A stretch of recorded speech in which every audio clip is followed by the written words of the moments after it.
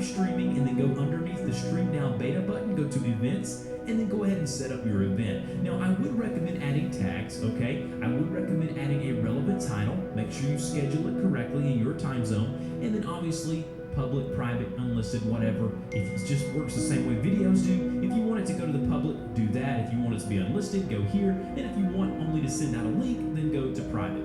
Under advanced settings, you're going to see a few different things. Now, under chat, you can either enable or disable chat. Now, if you're going to stream something, you're probably going to want to be interactive, so you probably don't want to disable live chat. Then you can go here, you got ownership, all of that good stuff. You got the caption certification here. You can add a category, video location. You can do all of the good stuff you can do with normal videos that you're putting on, or VODs, whatever you want to call them. And then we got monetization. You can actually monetize right here, just like you would a video. You can monetize your live stream. And you can actually decide when you want to play an ad. Again, you got to be a partner with YouTube to be able to do that. And if you want to know how to do that, I'll have the link down below on how to become a YouTube partner and set up Google AdSense and run ads on your videos. Now, back to the streaming. Now, once we get the event set up, we're now going to need to set up our stream. In order to do that, under or above the events link here, you're going to see a link that says Stream Now. You're going to see something that looks like this. Now, under this here, this is where all the magic happens. This is where you have to set up your stream so that it works later when your event goes live. Now, let's start from the beginning. The first thing I'm going to tell you is this. You can move any of these boxes around. So if you want chat to be under your video when you're live streaming, you can just click and hold and move it there. So just click on this little square in the upper right-hand corner here, the little gray square, and then just move it over. So I can move any of these. I can move the live stream over here, then I can actually move the chat up here. And again, you're going to have to kind of play around with it and get the UI the way you want it. Now, let's go ahead and put this guy back over here where he was, and then put the video back up here. Now, if we go down to the bottom, we're going to see some pretty important stuff. Now, right here where it says live streaming checklist, it basically tells you what you have to do. Okay, so set up your encoding software. Okay, so your encoding software is going to be like OBS or what other software that you may use to live stream the Twitch or wherever you may be live streaming. So if you're using OBS or XSplit or whatever you may be using, you need to set that up. Now, if I go and open up my OBS here, you can see me here. You got my audio recorder there, so don't worry about any of that. I'm going to go ahead and show you guys. Here's my OBS. I got it set up.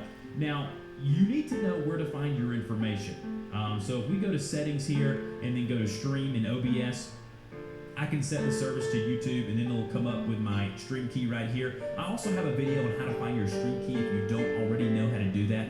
But in OBS, now this is the Mac version, and the Windows version is the same basically thing. You just click on stream, and then you select your service, whether it be Hitbox, Twitch, YouTube, whatever, and then select the server, and then get your stream key. Now, once you get your stream key, copy and paste that, and then go back over to YouTube. The server URL will already be provided for you, and then all you have to do is go ahead and paste the stream key under the encoder setup down below.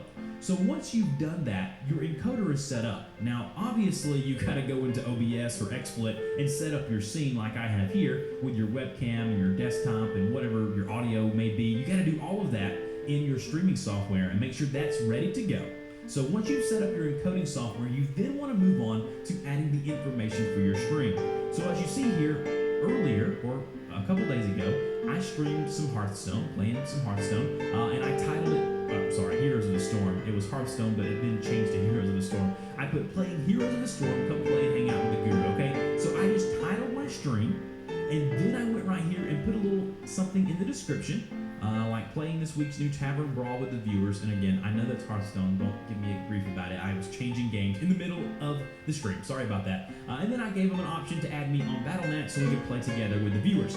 Then I went down and changed the category to gaming, obviously, and then I added the game name right here. So go ahead and type the game name there. You want people to know kind of what game you're doing. Now, as you're changing stuff here, you'll see this up here. It'll say changes are being saved. It'll change automatically, and it'll say all changes have been saved. Now, this button right here in the upper left-hand corner that says offline, this little circle thing here, that's going to let you know, yep, you are offline. In order to go live, you need to go to OBS or whatever it is and go ahead and start streaming. You can change the stream options right here. You can enable DVR. Now, DVR is obviously pretty simple to understand. It's going to allow you to stream in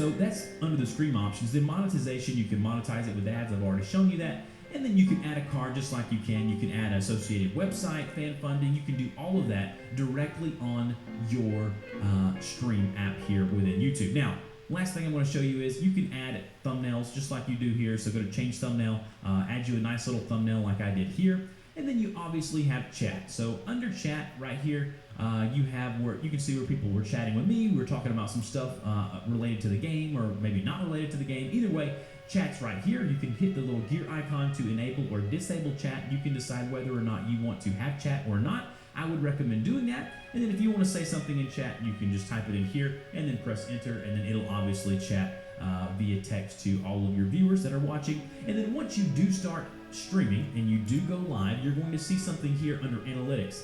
Under analytics, you're going to see how many people are watching now and how many messages are coming in per minute. Now, don't get too caught up in this at first. Obviously, when you get started, there may be some things that you need to do differently to get more viewers or more messages or whatever it may be, so don't get too caught up in that.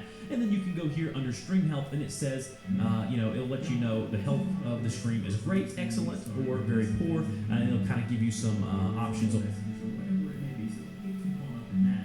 And then you can go here under stream health, and it says, it'll let you know the health of the stream is great, excellent, or very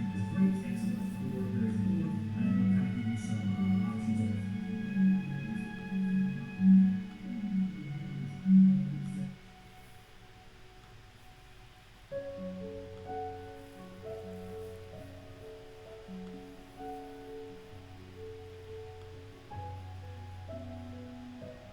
on